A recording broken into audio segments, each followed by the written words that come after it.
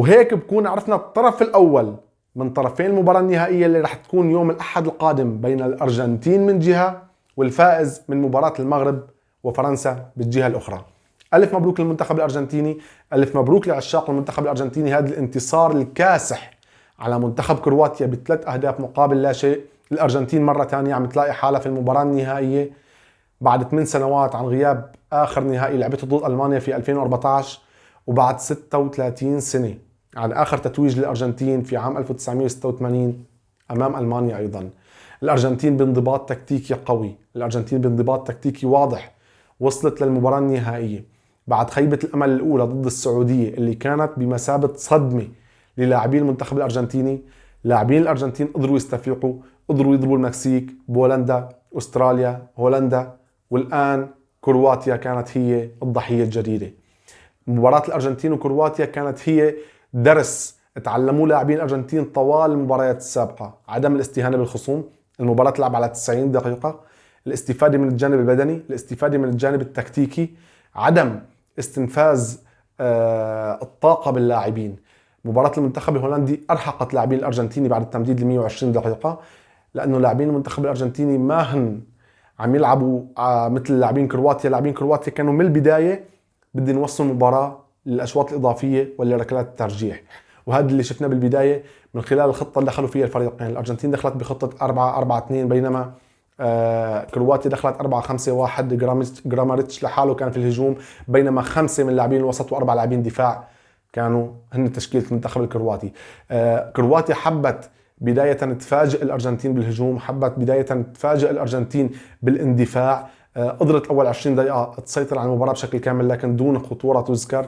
كان استحواذ ما فينا نسميه سلبي لكن استحواذ خطير خجول بنفس الوقت. بينما الأرجنتين قدرت تستوعب خطورة المنتخب الهولندي، قدرت تستوعب المفاجأة المنتخب الهولندي وطلعت بشباك نظيفة أول 20 دقيقة، وهذا الشيء اللي أعطاهن القوة، أعطاهن الثقة أنه نحن لما كنا عم نستقبل اللعب طلعنا بشباك نظيفة. ليش؟ حتى ما نحن نهجم.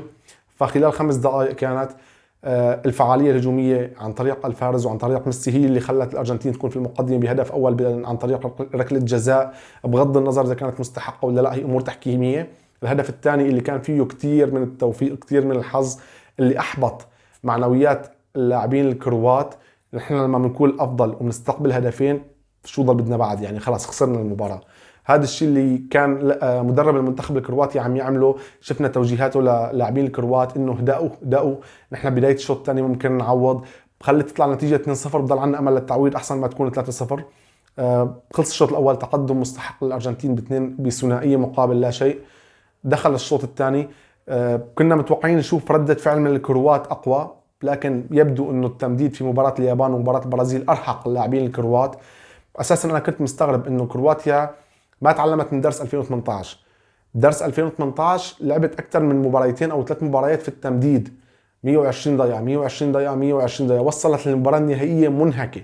اليوم في 2022 عم بتحاول تطبق نفس الاستراتيجية، انا بلعب على المرتدات وبتتمدد المباراة، يا بنروح بهدف بالوقت الاضافي يا اما بنروح لركلات الترجيح.